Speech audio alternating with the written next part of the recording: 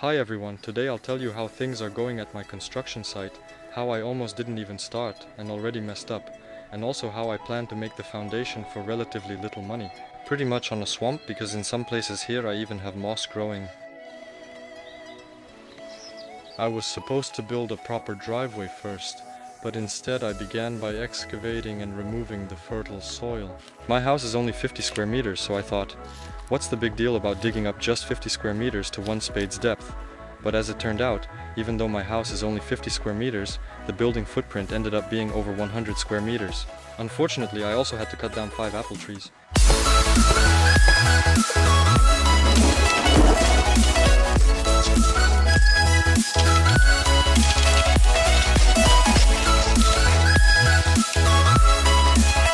I tried my best to avoid it and tried to place the house somewhere else in any way possible, just so I wouldn't have to touch the apple trees. But it was absolutely impossible. But it didn't work out without it, because the conditions were much worse both here and there, and it would have been inconvenient to use the house in the future, so I had to make a sacrifice. Fortunately, there are still some left. I'll just try to preserve that apple tree over there, and there are more over there too. After digging for a week, I realized my back was telling me goodbye. I really overdid it with digging by hand. I really shouldn't have tried to save money on that, but, as they say, it was evening, there was nothing to do because of quarantine, no work, nowhere to go, just sitting in the apartment like a fool. So I thought, what should I do? I'll go dig at the plot. So, I added some soil and leveled the driveway a bit, because it was terribly low and full of holes. Plus, there were garden beds here, and because of that, there were ditches knee-deep. So there was a small patch of high ground, and then knee-deep holes everywhere, just holes all over. I filled and tamped it so the driveway wouldn't have some spots with 10 centimeters of gravel and others with half a meter. Don't bury all your extra money in gravel in the ground, just level everything with topsoil. I messed up with the sand, because actually the sand was supposed to be right here, but the truck couldn't get in, it got stuck right here on the driveway. So the first thing I should have brought was gravel, not sand. There was a pipe laid under the driveway for the drainage ditches. The pipe was installed. First of all, it was short. The pipe ended right here, and there was very little space. The car could barely squeeze through. Second, the pipe was buried on both sides. I understand who these very smart people are who buried the pipe. Why would you bury the pipe? And they buried it, secondly, with real trash, just plain garbage. There were all sorts of things there, irons, boots, seriously. Again, we had to call in an excavator, dig all of it up again, take out the existing pipe and put in this 6-meter long pipe.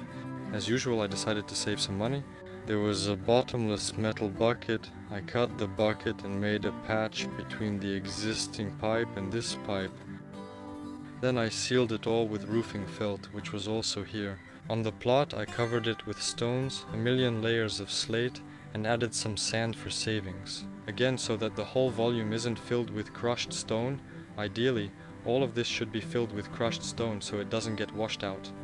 When I remove the sand and they bring the crushed stone, I'll fill it all properly with crushed stone, so there will be a good, functioning driveway and yard. It needs to be filled with crushed stone so that vehicles can drive through here in the future, otherwise they just sink right here. And we'll see if my version of the pipe under the driveway, combined like this in a makeshift way, will actually work.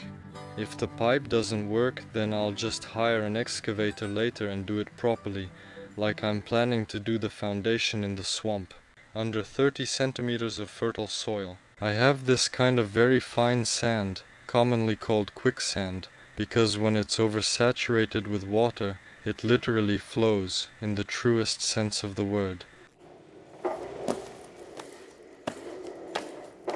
If we remove the fertile layer of soil, and there is no groundwater on the surface, then it's actually very solid.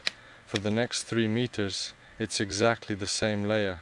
We've removed the fertile soil, there's no water here, and it's in this condition.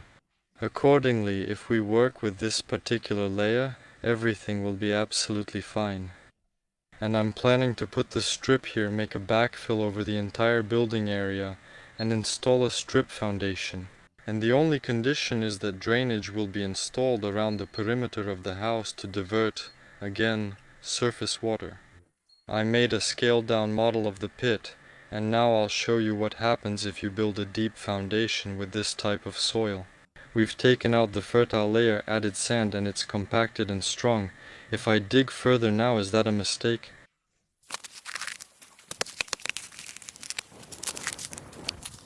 So we have very dense sand, and water has started to seep in. Look at what happens.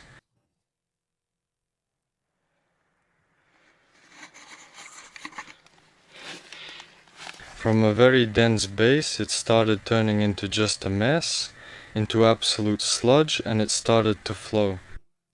And you can't build anything on top of this, and the deeper you go, the worse it gets. If we work with the upper compacted layer, install drainage, and prevent water from getting in from below or the sides, we'll have an excellent foundation that can withstand any load. That's one of the reasons why it's not recommended to keep pits open for a long time. Water that gets onto the soil from above compacts our foundation, while water that comes in from below or the sides loosens it. And if you open a pit and leave it for a long time, if water like this accumulates there, it will loosen the foundation, and you won't be able to build anything there. That's exactly why I'm going to make a shallow strip foundation on a very solid base, install drainage, and make sure the drainage ditches are working properly. My foundation will fully perform its load-bearing function. There's also the problem of frost heaving of the soil. I was taught in school that you need to lay the foundation below the frost line, deeper than the depth of freezing. In the Leningrad region, that's 1.20 meters. If we dig to 1.20 meters, you've seen what happens, and drainage won't help there. To avoid frost heaving, first I will make an insulated plinth, and second I will make insulated blind area with a width of 1.20 meters. This will almost completely eliminate the possibility of the ground freezing under the strip. This way, I'll get an excellent foundation for little money, and won't spend $1 million on a slab and other things, and a slab isn't a cure-all. Besides, I bought just a little bit of foam board. Collection. It took up 2 rooms.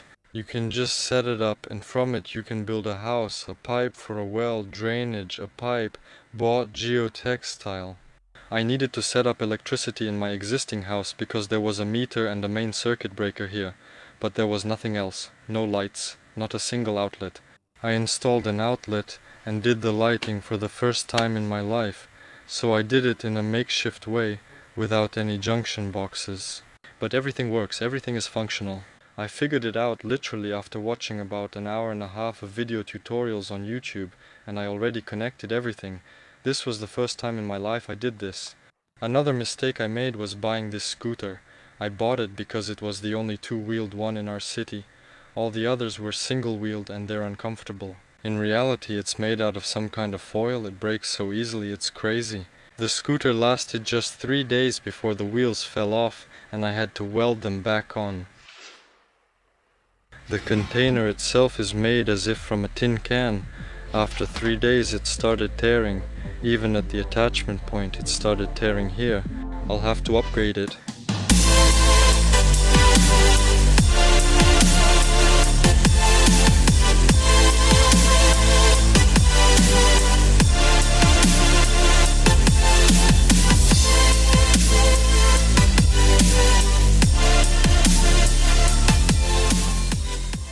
It'll be a Frankenstein car, you know, I put it together from whatever I had. Even one of the richest people of all time on our planet, Rothschild, said that he wasn't rich enough to buy cheap things.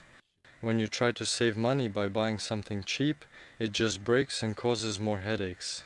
And it would have been better to just buy a more expensive car so it would do its job and not break down. I also remember an example from a book by Terry Pratchett.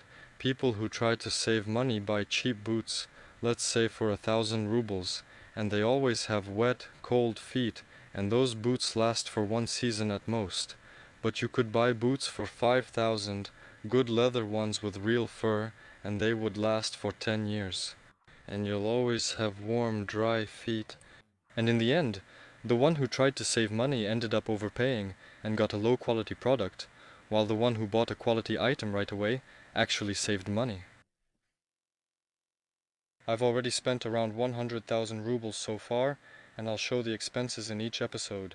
The exact amount for each stage, how much I spent as well as how much time I spent working, because I'll try to do everything myself as much as possible. In the next 2 weeks I plan to finish removing the fertile soil layer, and after that things will get much more interesting. I'll be buying lumber, rebar for pouring, and a concrete mixer truck will arrive. So things will move quickly, and there will be some progress much faster than before. It will be measured in days, not weeks. And it will get even more interesting, so subscribe to the channel so you don't miss the next episodes. If you have any questions, be sure to leave a comment. I read all and will reply. Bye.